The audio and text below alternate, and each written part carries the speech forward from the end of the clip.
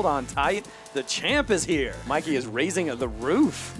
He is loving it. Let's be real for a second. Let's be real. I'm excited to be real today. Mikey, we're now explain yourself. I don't hate Russell Wilson. Todd hates T.Y. Hilton. I know why he likes Nick Foles. Do you know why? Because he scored 55 points against them in the championship game last year. Running backs in Andy Reid's system is just fantasy gold mine. Sign me up there, man. Yeah, and he's passing for 1,000 too, because his offensive weapons are shit. Maybe. Oh my God. I can't even believe this, Eric. Todd comes out with some outlandish shit. Come on. But that one wins the night. You deserve the torture of watching those games if you get them. There's a problem with all those names. None of those guys are good. Exactly. That's my point. That is 100% my point. Hey. All I'm saying. Hey, I'm a very unique individual. You know, that's the. I'm sure all the owners think so. Oh, man. Just when I think that they're out, they pull me back in. Hello, MHA owners. You're listening to the MHA podcast. We've crowned the champ. We let him send out his thanks. And you might be asking, Eric, what else is there? Well, gentlemen, we're going to bring out the MHA awards. We'll tell you who won the Fantasy MVP award, the Rookie of the Year, Top Offensive Player, and more. I'm Eric Lansing, and of course, joining me are the MVPs of this podcast, Mikey Renault and Todd Diamond. Good evening, fellas. You got your three-piece suits on for this award ceremony? Absolutely. I got my tuxedo on. I got my bow tie. I'm ready to go. Todd Yeah, would I'm wear just- a bow tie. He would. Such I a would. tool, Todd. Such a tool. I know, Mikey. But hey, What are you wearing, the world- Mikey? I got this nice Armani piece. Oh, Cool. I like it. Yeah, you got to be slick when you come to these award shows. All Yeah, right. you don't know who's going to be there. Yeah. If that little hot thing from the T-Mobile commercial is around, I'm gonna find her. So, You mean AT&T? is it the AT&T girl? Yeah, Lily. Yes. Lily. I don't even remember her name. So it shows you how much I really care about her. But yeah, she's a hot little. Okay. girl. There we go. So on this show, we'll give you, we'll kind of tell you how this award thing is going to go, and that's pretty much what we're going to kind of stick to on this show. It's just more about these awards. On the next show, we'll kind of talk about where we went wrong, where we went right. I started listening to those podcasts, and it took like 3 or 4 hours just to get through 3 of them. And so I could see where people didn't want to sit there and listen for an hour and a half, because it definitely takes a long time. But we want to be prepared for that as we kind of go through those shows. So we'll do that next week. So how we'll do these awards, we'll talk about each one. We'll announce the nominees. I'll kind of give us our thoughts on each of those nominees, and then we'll tell you who the winner is. And if we need to talk more and argue, we could definitely do that. And then once we announce the winner himself will call into the show and say thanks and appreciate it. So Stephon Diggs, guys, is going to be calling on the show. You excited about that? Fantastic. That's awesome. No, it's not going to happen. We tried. Dang. We reached Okay. out. No, Kyler Murray or Alvin Kamara. They were just too busy to call in our little show. We don't have that kind of clout on this show. That'd be pretty It's past cool. their bedtime anyway. It's past their Yeah. bedtime. I don't know. I mean, most of them are done for this. Well, I guess some are still playing. I guess most of the MVPs are still playing. All right. So before we get into the award show, let's do some MHA trivia. All right, Brain. You don't like me and I don't like you. But let's just do this and I can get back to killing you with beer. It's a deal. You guys ready for this? You thought it was going to be over, but it still continues today. They just keep pulling it back in. All right. That's right. All right. So did you guys know that this NFL season, these NFL teams scored a record amount of points during this crazy COVID 2020 season? 12,692 points. Highest point total ever. Obliterated the previous mark by more than 700 points. And that took place in 2013. So lots of scoring, lots of touchdowns. And so that's where I'm going to come in with the MHA trivia. So touchdowns were scored at a record pace this year. So I'm going to ask you guys, we're going to do it via the Family Feud. You guys remember how to do the Family Feud? Yeah. All right. So I'm going to ask you guys with the top 7 answers on the board, who were the top touchdown scorers in the league this year. Now, that does not include quarterbacks. So this just includes running backs, wide receivers, and tight ends. So you guys, with this very first one, I'm going to ask the question, and then you guys say your name, and whoever rings in first gets first chance, and then we'll go from there. You guys ready? Let's do it. Okay, so with its top 7 answers on the board, who are the top touchdown scorers of 2020? Devontae Adams. See, now you just ruined. You're supposed to say your name first. All right, Todd. Fine. Devontae Adams is correct. He has 18. So Mikey has a chance, or since there's one above him. So who was the first? I'm gonna say Derrick Henry. Oh, I'm sorry. He's on the board. He's number 4, but he's not number 1. So Todd, you can decide to play and try to answer the next 5 with 3 opportunities to do it, 3 opportunities to get it right, 3 opportunities to get it wrong, and then it goes to Mikey. He only has to guess 1. Or you can pass it over to Mikey and he has to guess the rest of the 5. I'll play. Todd is gonna play. I like it. It's ballsy. So you got 2 off the board. You got Devontae Adams, who had 18. Mikey said Derrick Henry, and that was on the board. He had 17. All right, Todd. So go for it. Give me one. Dalvin Cook. That is correct. He had 17 as well. Again, give me another one. Kamara. Kamara is the number 1 answer. He ended up with 21 touchdowns. Keep going, Todd. All right, we'll go with Aaron Jones. Oh, I'm sorry. That's incorrect. That's 1 strike. You have 2 more. Okay. You're still in good shape. All right, I'll go with Stephon Diggs. Oh, I'm sorry. That is incorrect. 1 more strike. Mikey gets an opportunity to steal it, and he only needs 1 to steal the game. Tyreek Hill.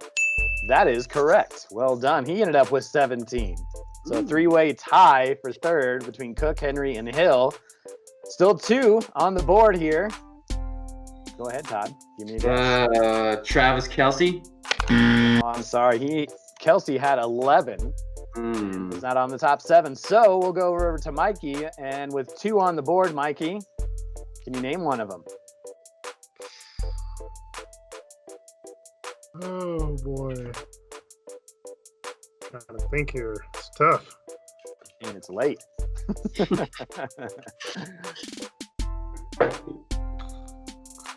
So Kamara, Devontae Adams, Dalvin Cook, Derrick Henry, Tyreek Hill. So we got the top 5. We need to find 6 and 7. Mikey? I'll say Calvin Ridley. Oh, I'm sorry. That's incorrect. So Todd wins the game. Since it goes back to him. Well done, Todd. You won a MHA trivia. Woo! On the next show, I'll add up all the MHA trivia winners, and we'll see who the winner is on the season. The last 2, Adam Thielen was number 6. He had 14 touchdowns this season, and right behind him at number 7 was Mike Evans. He ended up with 13. So there you go. Kamara was number 1 with 21. Devontae Adams 18. Dalvin Cook 17. Derrick Henry 17. Tyreek Hill 17. Adam Thielen 14. And Mike Evans 13. All right, into the awards portion of the show. We'll start off with Rookie of the Year. Here are your nominees.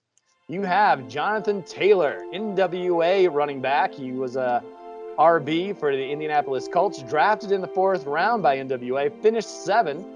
He ended up having 198 points, 916 rush yards, 9 touchdowns, 35 receptions. Also added a touchdown on that end as well. Another nominee, Antonio Gibson, Washington running back, Kilgore Trout draftee. He was drafted in the 7th round, finished 13 overall amongst running backs. And I may not have said this, but Jonathan Taylor finished 7th amongst all running backs. Gibson had 181 points, 720 rush yards, 11 touchdowns, 35 receiving touchdowns. Let's try that again. 35 receptions with 241 yards. And the other nominee, Justin Jefferson, Minnesota wide receiver, Cooper's cousins. He finished 12th overall amongst all wide receivers. He finished with 188 points, 113 targets, 79 receptions, just under 1,300 yards receiving, 7 touchdowns. And if I remember this, and you guys can correct me if I'm wrong, he broke Randy Moss's rookie yardage mark. So another feather in his cap. So, gentlemen, give me some of your quick thoughts. It could be about any one of these guys. We'll start with Mikey first. Well, Jonathan Taylor for me was the best of the three. I couldn't really go with Gibson just given the fact that he was on Kilgore Trout's team, who wasn't very good. Gibson didn't play as many games for him as did Jonathan Taylor. Taylor was big in the 2 playoff games for G, 37 points in those games. Was really red hot at the end of the year. That kind of put him over the top for me. Todd, talk about Taylor, Gibson, or Jefferson. Justin Jefferson, just coming into this season, who's going to be the best wide receiver out of this rookie class, and he, pretty much proved that this year that he was the best of the best. Obviously, the quarterback situation was a little bit more stable. Justin Jefferson, for me, definitely was, he balled out, and obviously breaking Randy Moss's record, rookie record. So good on him for that one. But and Gibson, you just didn't know with Washington how that was going to be. But getting in the 7th round, 11 touchdowns, that's nothing to look away from. So great, all 3 great candidates for rookie of the year. Yeah, all good candidates. The last thing I'll say about Gibson is he was injured a little bit down the stretch. Maybe Kilgore Trout needed him at moments, but he still had a great year. You talk about 5, 6, 7, 8, 9 games with double-digit points, especially on a team that was struggling offensively for most of the year. So definitely a worthy candidate. And the winner goes to Jonathan Taylor from NWA. Helped him, as Mikey said, win the championship. Just a guy that, a lot of people go for those young rookie running backs, and he ends up panning out in the end. And there's a lot of good rookies this year. We talk about CeeDee Lamb, who earns honorable mention honors. Chase Claypool was incredible early on. T. Higgins, Justin Herbert, and Clyde Edwards-Helaire. Just interesting to see that rookies really did well. Just kind of thinking about it, kind of leading up to Rookie of the Year candidates, I knew we were going to be flush with talent. Just typing this all up, and it was. So really cool to see. Okay, next category, top offensive player of the year. Here are your candidates. Devontae Adams, Green Bay wide receiver for Lion Rip. He finished first amongst all wide receivers. He was also drafted in the first round, 275 points, 143 targets, 109 receptions, a little over 1,300 yards receiving, 17 touchdowns. Also, another nominee, Alvin Kamara, New Orleans running back, Eaton W's. He finished first amongst all running backs. Also drafted in the first round, 339 points, the highest point total amongst non-quarterbacks. He had 932 yards rushing, 16 rushing touchdowns, 83 receptions, 765 yards receiving, and 5 receiving touchdowns. And our final nominee, Dalvin Cook, Minnesota running back, Cooper's cousin. He finished second overall amongst all running backs, drafted in the first round, 319 points, 312 attempts, just over 1,500 yards rushing, 16 rushing touchdowns, 44 receptions, 361 yards rushing, and also had a receiving touchdown as well.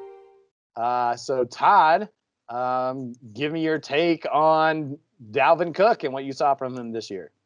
Yeah, obviously with Dalvin Cook, one of his, obviously when he's on the field, he's, one of the best offensive weapons, in the league. But obviously injuries, definitely was, kind of his Achilles heel. But this year, what he did this year, 16 touchdowns, 1,500 yards rushing. For a team that, has Kirk Cousins, who likes to throw the ball a lot, he definitely, he changed that narrative pretty quickly this year, whether it was, handing the ball off or, or having Kirk Cousins, throwing the ball. So, Dalvin Cook definitely, again, it's gonna be another top 10 or top top 5 running back this year again. So, and again, when I looked at the categories, the 3 players, you could almost give an MV. You could give this award to any 3 of those any of those players, and everybody would be okay with it. Just last thing on Dalvin Cook, I'll say he had 8 20-plus performances. He had a 45-point performance and a 36-point performance. He was incredible. Mikey, I know you like Davante Adams a lot. Just give me some of your thoughts on him this year. Well, one thing that really stood out for me with Adams was his end of the year total, and this was including, week 17, but he had 289 total points. We were all googly eyes over Michael Thomas last year. And he played all 16 games and had 289 total points. Adams had 289 in 2 less games. He missed 2 games because of injury. So he would have been well north of 300 points this year had he played those other 2. He's a guy that in all but 2 games had a touchdown, which is just incredible. Consistently in double figures, averaged over 20 points a game for wide receivers, just ridiculous. That's nuts. Just all year long, I think as G said last week, is just Aaron Rodgers just constantly force feeding him, and like it never stopped, and people have not been able to stop him all season long. It's just one of the best seasons we've ever seen from a wide receiver, for sure. And some quick notes on Alvin Kamara, who played in that Saints offense and had double digits in every game this year, -1 against the Denver Broncos. Feather in our cap. Only one of the few that we have. But a guy that just consistently, his rush yards is what really set him apart this year. Letting Latavius Murray take some of the bulk of those carries, but they needed to run him this year, especially when Drew Brees went out with an injury, and continued to be great. So for him to be up there is probably a little surprising to some of us, just based on, he led all running backs in points, and you could say Dalvin Cook, Christian McCaffrey, Saquon, obviously injuries and all that. But Kamara, what a season. He kind of had a bounce back from maybe a couple years where he was down in his rushing totals and in his touchdown totals, and he busted out for a big year this year. Okay, so the winner of top offensive player of the year goes to Davante Adams. And, he was on Lion Rip's team, and he just missed out on winning the championship for his 3rd in a row. But, you can't ignore what Adams almost did for him, putting up, 36 points in that Sunday night affair that gave him an outside chance in a situation that was very difficult to even get to. So congratulations, Davante Adams. If you want to chime in, give me a ring on my cell phone. We'll bring you on the air. Some of the honorable mentions of offensive players of the year, and there were some really good ones. Travis Kelce, obviously by far and away the top tight end. DK Metcalf, kind of combined with Russell Wilson, who's also on this list. 2 dynamic guys that gave us a lot of nightmares as we were going to play Aaron that upcoming week. Tyreek Hill, 17 touchdowns, and Derrick Henry, who continues to roll. I know we kind of on this podcast we talk about week 1 through week 16, but because of what he did in week 17, he reached 2,000 yards, and he had another 200-yard game, and that dude's a beast. Okay, let's go on to our next category, free agent pickup of the year. So here are your nominees. James Robinson, Jaguars running back by the NWA. He was actually the very first free agent pickup of the 2020 season. He would finish 4th overall amongst running backs. 233 points. He ran for over 1,000 yards, 7 touchdowns, 49 receptions, 344 yards, and 3 touchdowns. Next nominee, Justin Jefferson, Cooper's cousins. Picked him up on September 30th. I forget who dropped him. Finished 12th and amongst wide receivers, 188 points, 113 targets, 79 receptions, just over 1,200 yards, 7 touchdowns. Broke the Randy Moss rookie yardage mark for Minnesota, so that was kind of cool to see. And the final nominee, Mike Davis. Rumble, rabble, as I'm obviously not happy about that. Lion Rip picked him up on September 23rd. Mike Davis would finish 11th overall amongst running backs, 187 points, 642 yards rushing, 6 touchdowns. He also had 59 receptions, 373 yards, and 3 touchdowns. We'll start with Mikey this time. Mikey, just give me some of your thoughts on. We'll give you Justin Jefferson, and it could be anything you want to talk about. I mean, he was flat out incredible. Although it is just we'll talk about later who dropped him. He who shall not be named. Yeah. But yeah, he was pretty consistent throughout the year. I mean, he had a couple downers here and there, but yeah, I think once Dylan picked him up, he started playing really well. He decided to make the trade with Miles. I think he got Pittsburgh's defense in that deal. Yeah, I believe that's right. Yeah. He probably shouldn't have made that trade. He might have won his playoff game. I'm just kidding. That's a good point, and I think that kind of goes into how we are grading things are based on how they affected people. So Justin Jefferson put up some big numbers, a 21-point day, a 31-point day. He struggled a little bit, as all rookies probably do, right out of the gate. But then he would finish with 7 double-digit point totals in his last 8 weeks, and in that other week he had 7. So a pretty good day there. Todd, you want to give us some of your thoughts on James Robinson?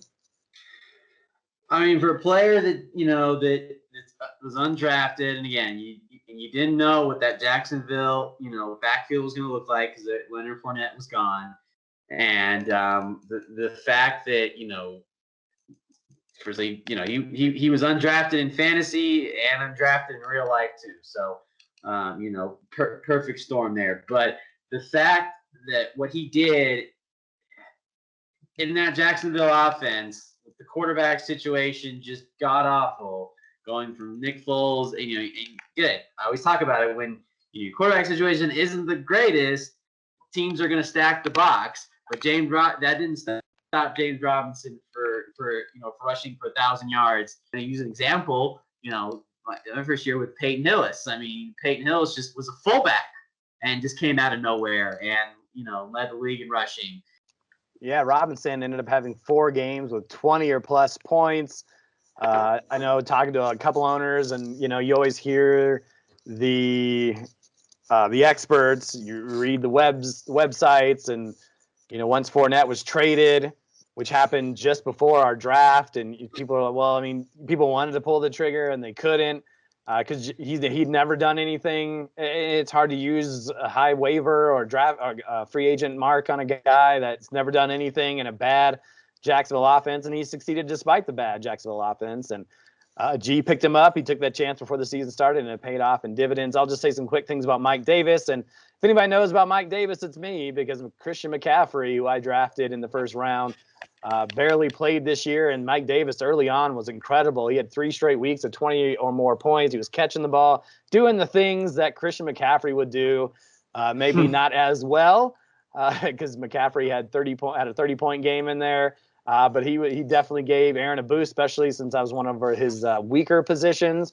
The one thing I will say is he faltered a little bit down the stretch. He wasn't putting up as big of numbers. I mean, he was putting up 7s, 6, 7s. So not terrible numbers, but not the numbers he was putting up initially, or maybe he would have been higher on this list, or maybe highly touted. But I mean, to pick him up and to kind of salvage Aaron's season and really help him get to the championship game, you got to give a lot of credit to Mike Davis.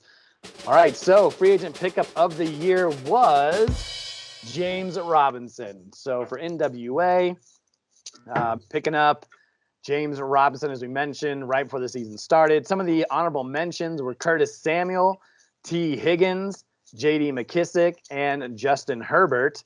We'll go to our next category. This is a category that you probably wouldn't see on air in a normal Oscar season. Worst drop of the year. There wasn't a lot of great candidates. There was one amazing candidate, but we will go through each candidate. Justin Jefferson, who Todd dropped on September 16th. He drafted him and kept him for 1 game. He ended up picking up Logan Thomas. I think he eventually dropped Logan Thomas because it would have been nice to have him, right, Todd? Tight end problems. He ended up having a pretty good year. Yeah. Our next nominee, Brandon Cooks. Gonzo Cats, who dropped him on October 11th, picked up J.D. McKissick, so not a total loss. But Brandon Cooks had quite the season after that. And then Marvin Jones Jr. by yours truly, a guy I was super high on and even took him in other drafts and was pretty pathetic before I dropped him, and then he was pretty incredible after. That's how it goes sometimes. So we're just going to go to the winner, who we feel is probably the outright easy answer, and it's Justin Jefferson. Todd, can you explain yourself? I cannot, because he had one bad game, and I was chasing tight ends, and I thought, I was okay with my other wide receivers that I had, and Godwin and Deontay Johnson, and thought Marquise Brown, but we won't talk about that. But yes, I guess to some degree, sometimes in fantasy too, and in real life, you do have to have patience, and the fact that he blew up, the rest of the season, and broke records, and and when I played Dylan, I think when Dylan still had him, I think the 1 week I played Dylan, Justin Jefferson put up 24 points. That was a big gut punch to the nutsack. So that's going to be one thing going into next season. Some certain players, I'm just gonna be a smidge more patient, and not just immediately drop a player and go, oh well, you put up 2 points, and then next week, I'm gonna be just a little bit more patient, and like Mikey says, again, I hate agreeing with Mikey, but look a little bit more at the matchups, because just because player had a bad game, maybe the matchup wasn't there, but if the rest of the matchups are a lot better for it, better going forward, and the player can put up maybe 20 some points, I need to do that. So yes, Mikey, you're right on that. Okay, all right. Do you want to hear that? God. I think I puked a little bit. This is the part where I get to make you feel worse. Great. So just to mention, Yeah. Todd's team was the worst in the league at the flex position. Sure was. 6.6 points per game. Oh God, that's really Had you played Justin Jefferson in the flex, Uh-huh. he averaged 12.2 points per game, which would have been first in the league. Oh man, that's a kick to the sack. Oh my God. Oh, feels. Thank God my bathroom's right next to me. I don't think he's the difference between you winning the consolation bracket and you winning the actual title, he might have been the difference between you missing the playoffs and you making the playoffs. Yeah, he only missed it really by one game. And you would have had more points, which would have put you in a better spot between me and Gonzo Cats. So if it was between you and Gonzo Cats, you had more points. You would have had more points. I would have had more points than Gonzo Cats. Right. Even if he gave you one win, you would have been tied, and you probably would have had more points. But that's just kind of how fantasy works sometimes. We'll go on to our next category here, Surprise Player of the Year. And here are your nominees. David Montgomery from the Chicago Bears, drafted 7th by the Gonzo Cats. He would end up finished drafted in the 7th round, by the Gonzo Cats. He would end up finishing 6th overall amongst running backs. He had over 1,000 yards rushing, 7 touchdowns, 45 receptions, 2 receiving touchdowns. Stephon Diggs, Bills wide receiver from NWA, also drafted in the 7th round. He finished 3rd overall amongst wide receivers. He led the league in receptions with 120. He had close to 1,500 yards receiving and added 8 touchdowns. And the final nominee for Surprise Player of the Year, Aaron Rodgers, drafted 8th by bye week, and he ended up finishing 3rd overall.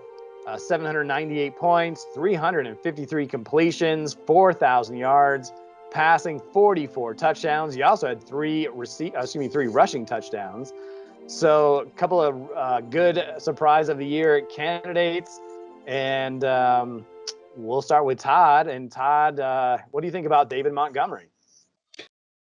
David Montgomery, was a great back, and obviously he, very versatile too. Besides running and also catching, passes out of the backfield. He was drafted in the 7th round. Yeah, he ain't gonna be drafted in the 7th round next year. I promise you that. So, just definitely surprised just because of the Chicago Bears and they're sometimes they're not a very good team. So good on David Montgomery for Gonzo Cats for picking him up and helping him. Pretty consistent early on, but he really found a second gear in the second half. He would end up finishing with 20 plus points in 5 of 6 games. That 6th game was an 18-point game. And then he only had 1 touchdown, at least 1 rushing touchdown through the first 11 weeks of the season. And then he ended up putting up 7 touchdowns in the final 5 weeks of the regular season. So Mikey, give me some of your thoughts on Stephon Diggs as surprise player of the year. Yeah, it was surprising to me. Just, I had him on my team last year, and I was extremely disappointed. He was kind of like a boom bust guy for me when I had him. He kind of cost me from making the playoffs the year prior when I was playing in a game against Aaron at the end of the year that I really needed to win to get in. And he didn't even get a catch like in the last 3 quarters of a game. So I was down on him. I think a lot of other people were, and that's why he fell down to the 7th round. And then change of scenery must have just done it for him. From what you find out, he just really was not happy in Minnesota. Didn't like being in that run first system. They send him over to Buffalo, and all of a sudden Buffalo and Josh Allen, it's just this passing machine. And Diggs was, the big beneficiary of that. He was extremely consistent all season. You're looking at a guy that all year long only had 2 games where he was under double digits and just flat out incredible the entire year. Genuinely a surprise for me.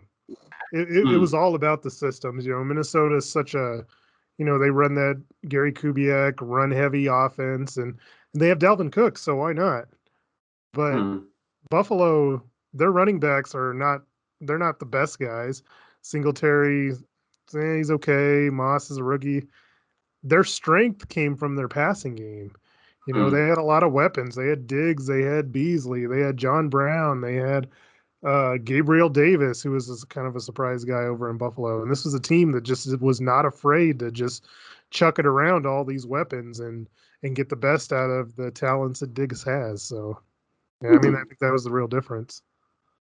Yeah, I think the thing that we all said was this was a running team.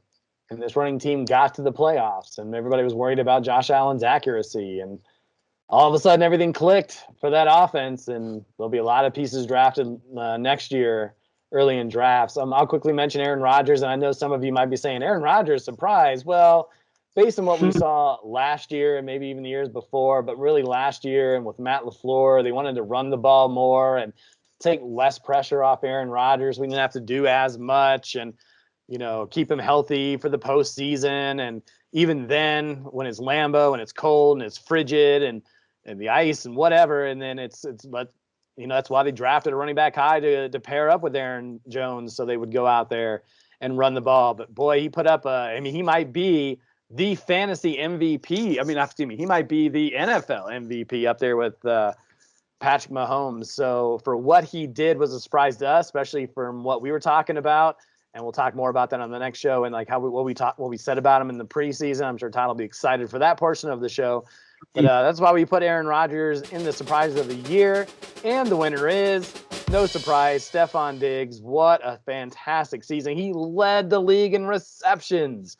No one thought that. And so pretty crazy to see. And even when it counted late in the season, as I don't know if you mentioned this before we talked about it earlier, but in the playoffs, Stephon Diggs came up when we were talking about Devontae Adams and how great he performed in his playoff game against between G and NWA, and Stephon Diggs even outdid him in that regard as well on that Monday night game. So Stephon Diggs is your surprise player of the year. Honorable mention, only really had one, and that was Robert Tonyan. who was not drafted, finished third overall amongst tight ends. Our bust of the year, and here are your nominees: Lamar Jackson. He was drafted in the first round, 9th overall by bye week. He ended up finishing as the 18th quarterback overall. He put up some decent numbers: 23 passing touchdowns, 7 rushing touchdowns. So 30 touchdowns overall. He did reach 1,000 yards, but did that in 17 games. Most of these stats we're talking about happened in 16 games and what our normal season is. But his passing yards were down, not as good as projected, at least by a lot of the experts. Another nominee, Ezekiel Elliott, drafted in the first round, 6th overall by Tamales. He ended up finishing 10th overall amongst running backs. 191 points, under 1,000 yards rushing in 16 games, 5 touchdowns. Did have 49 receptions, but just 2 receiving touchdowns. Zach Ertz, drafted in the 3rd round by the Belt Sanders. He would finish 33rd overall amongst tight ends. 66 targets, 33 receptions, 319 yards, and a touchdown. He did have some injuries, but and the games he even played in were pretty bad. And we actually have a 4th one here, considering we talked about him in our Rookie of the Year conversation. But just with the hype that Clyde Edwards-Helaire came to the table with, he may have underperformed. 2nd round, he was drafted, 14th overall by Kilgore Trout. Finished 18th amongst running backs, 803 yards rushing, 4 touchdowns, 36 receptions, and 1 receiving touchdown. Let's just, since we're kind of going up against it, we're our award winner. We can talk about who we think should have been and whatever. We'll get to that. But the winner of Bust of the Year is Zach Ertz. And Mike, I'll let you just go ahead and talk on that. And you can just talk about Ertz and anything else you want to mention. Go for it. Yeah, I mean, Ertz was a joke the entire year, and it was disappointing to me. I didn't draft him, but I believe I was pretty high on him when we talked about tight ends on the podcast. And I mean, it's just that whole Philadelphia team in general was a joke. Carson Wentz was terrible. Their offensive line was completely beat up. Ertz was hurt off and on, but I mean, even the games that he did play, he had 1 game of double figures. He had 1 touchdown the entire year, and that was the first game of the year. It did not look good. And one of the things I liked was that he was playing for a contract. I guess it didn't seem to matter to him. So, I mean, there you go. Just awful, awful, awful. I've got nothing good to say about him. Just a complete joke. He's a bum. He definitely played like a bum. It was tough to watch that Philadelphia offense all season long. Todd, do you want to say anything about any of these guys? I'd probably say Lamar Jackson, just because the fact of where he was drafted and coming into the season, because obviously he won MVP and put up all these great numbers. Lamar Jackson, they were talking about either should draft Lamar Jackson or Patrick Mahomes, which quarterback should be the first one taken. And, I don't know, the Ravens definitely had to go through a lot of adversity. Let's be realistic. I mean, with injuries and COVID. And, and I just think he just didn't put up the numbers. I mean, you were maybe expecting again another MVP type season from Lamar Jackson. And it just didn't happen. So yeah, Zach Ertz is the winner of the Bust of the Year. The thing I'll say about Lamar Jackson really quickly, the benchmark for a good or great quarterback is 45 points or more. He had 10 games of 44 or less and 5 games of 45 or more. So, but he also didn't kill you. Like he had a couple of great weeks. But he also didn't destroy you either. He was traded in our league, so that may say something. But Zach Ertz, who was drafted, it's tough to find good tight ends, and he was projected to be one of those great tight ends. And for him to be drafted high and to disappoint as he did, he is our Bust of the Year. All right, some of the honorable mentions of Bust of the Year is DJ Moore, who was drafted in the 4th round. He would finish 31st amongst wide receivers. A guy that still hurts to even say his name, James Conner. He was drafted in the 3rd round by Mikey, but traded to me, and he would finish 26th amongst all running backs. And I just threw this one in here because I know Mikey wants to hear it. T.Y. Hilton. who he actually came on towards the last 4 games of the season, 4 or 5 games. He was drafted in the 4th round, and he finished 44th. So he salvaged his season to finish 44th amongst all wide receivers. He broke out. That means you guys better take him early next year. Yeah, I'm taking He just wants to see someone have to deal with him because it's not going to be him. Okay, breakout player of the year. We have two more categories to go. Here are your nominees for breakout player of the year. DK Metcalf, drafted in the 6th round by Lion Rip. He finished 6th amongst all wide receivers. 120 targets, 80 receptions, a little over 1,200 yards, and 10 touchdowns. Darren Waller, drafted also in the 6th round by Lemonhead. Finished 2nd overall amongst tight ends. He 98 receptions, 1,000 yards, and 8 touchdowns in 16 games. And Kyler Murray, drafted in the 5th round by NWA, finished 4th amongst quarterbacks, 367 completions, just under 4,000 yards passing, 26 passing touchdowns, 11 rushing touchdowns, and he added 816 rushing yards. So Todd, just give me some quick thoughts. You had some high praise for Darren Waller. Go for it. Yeah, I think Darren Waller definitely this year, is I think kind of cemented himself as maybe really the second best tight end. I think in fantasy next to Travis Kelce. I think Waller. I mean, that was Derek Carr's kind of safety blanket. And, we always talk about in reality and fantasy. Quarterbacks best their safety blanket. Is not always necessarily the wide receiver. I mean, obviously, Adams was Aaron Rodgers' safety blanket for sure, but it's always a tight end. It's a tight end is always, no matter how long the quarterback's been in the league, and Darren Waller for sure.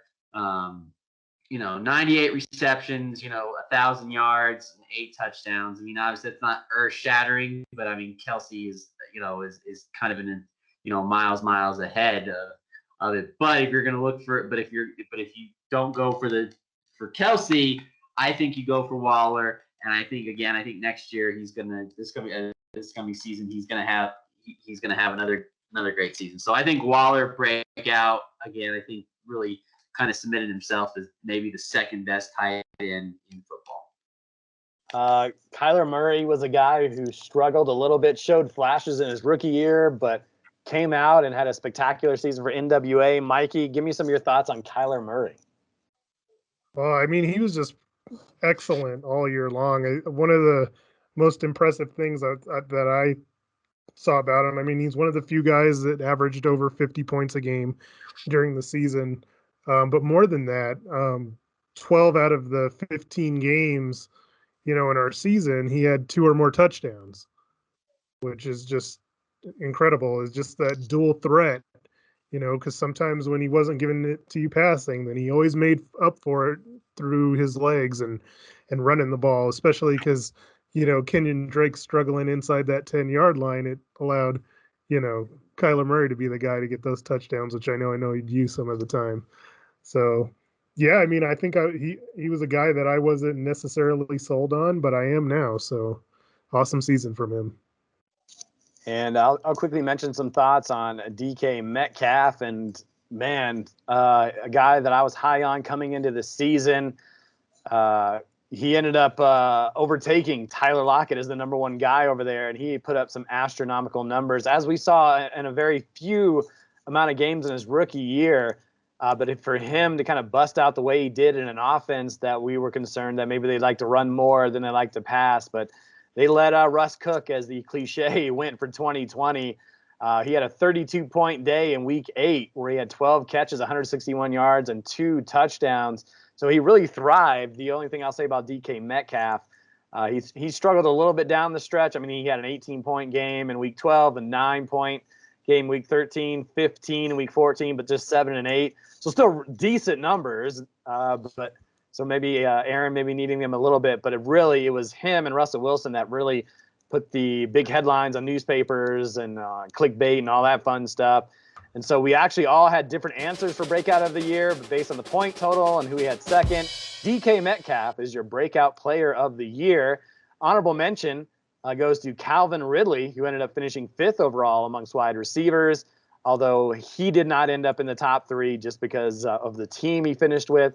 A.J. Brown finished 16th amongst wide receivers, and Josh Jacobs finished 9th. All right, guys, you guys ready for Fantasy MVP? Your nominees for Fantasy MVP. James Robinson, we mentioned him a little bit already. Jaguars running back, undrafted, finished 4th overall. Stephon Diggs, who we've also mentioned. Bills wide receiver, NWA again. He finished 3rd amongst wide receivers. And a name we haven't really talked about, who he could have probably been in the surprise category, but Josh Allen. Bills quarterback, was originally drafted by Eaton W's, if I'm not mistaken, and then traded to me a little less than midway through the season, and he was drafted in the 14th round by Eaton W's. Yep, I have my notes here. Follow your notes, Eric. He would end up finishing 2nd overall amongst all quarterbacks after week 16. 378 completions, 4,300 passing yards, 34 passing touchdowns, 418 rush yards, 8 rushing touchdowns. He also had a receiving touchdown. So some big names on the board there. And Mikey, just give me your case for Stephon Diggs as fantasy MVP. Well, If we have to do this again, since we talked about him a little bit already. Yeah, and I don't want to disparage James Robinson because he was awesome, but like if you're going to give me an MVP, and especially of G's team, I have to go with Diggs.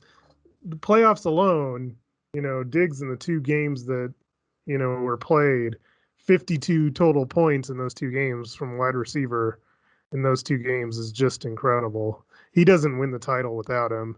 And then, he didn't even use James Robinson or have to use him in the last 2 weeks because he had so much depth at the running back position. So for me, he didn't really have that at the receiver position. I just felt like Diggs was a more important piece to his overall team and to his win than Robinson was. I know that he said that Robinson was his MVP, but I disagree with him, and I think it was Diggs. Yeah, Go ahead, but Todd. Talk about Robinson. Yeah, and Mikey, that I agree with you. I mean, the fact the last 2 weeks, Diggs got 52 points total, but James Robinson was one of the main reasons why G got had the season he had and got him to the championship, and just out of nowhere. I mean, when I said the 4th string running back on the team, and it becomes a starter, you're thinking, all right, you can just he can kind of just be that 3rd or 4th option on your team or whatever in the flex, and he just kind of gets you some double digits and kind of in the teens. But what he did, pretty much on through the entire season up until the last few weeks when he obviously didn't play because he was injured, or the case may be. But James Robinson, has to be the reason why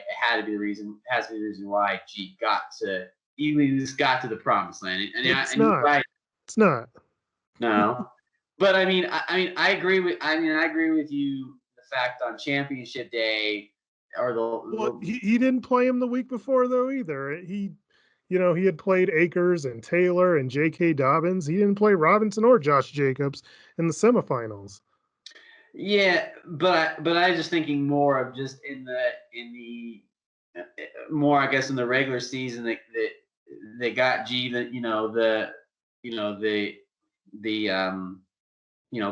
him in the top 3 for for seeding and everything like that. And just the fact James Robinson just came out of nowhere and got him there and almost got him at least there. And obviously, like I said, you're right. You didn't have to use him in the semifinals or there. But if it wasn't for James Robinson, at least helping him get to that, at least getting him close to that point, I don't know if he would have, how the narrative would have been there. But I mean, Diggs obviously Diggs' case is definitely warranted, of course. I mean, yeah, you almost need to split that MVP vote up between those 2 players, because if anything, James Robinson was the MVP of the regular season, and Stephon Diggs was, I guess your how they do in March Madness, the Final Four MVP kind of thing. So I disagree with that too, man. He had inconsistencies at the rest of his receivers between, Mike Evans and Chase Claypool. Like Evans was good one week, bad the next. Same with Claypool. Like Diggs was his rock. Like that was the consistent guy that he could rely on at the receiver position all year long. Yeah, I mean, and in defense of Robinson, he was pretty consistent in there as well. I understand that he didn't have a second best. Like, I mean, Mike Evans was up and down all season long, but just going through his matchups, I mean, Robinson was in there and he was putting up good numbers every week. And a big part of the fantasy MVP as opposed to NFL MVP is a guy that was not expected to do well, and he went undrafted. And not to say anything against Diggs, who was drafted in the 7th round and was expecting some sort of production out of him, 7th round production, whatever that means. But for him to pick up somebody as a free agent, it was the first free agent, and other people talked about picking him up, and he's the one who did it. It made a huge difference, and I agree with Todd that it got him there. I mean, so did Diggs. I mean, that's what fantasy is. A lot of people got him there, and James Robinson was in his lineup every week and putting up double-digit point totals. And sure, Diggs put up some more astronomical totals, but it's all about value, and the value that he got from Robinson is the reason, is a huge reason. Now, obviously, if he didn't have Robinson, maybe he wouldn't have got there. If he didn't have Diggs, maybe he wouldn't have gotten there. I mean, his team was he had lots of depth, and he had a lot of options, so that's not a bad thing. So he had an embarrassment of riches. Yes. Agreed. And I don't. That's why I said I didn't mean it to be like a slight on Robinson. You're not. I'm saying. All I'm saying.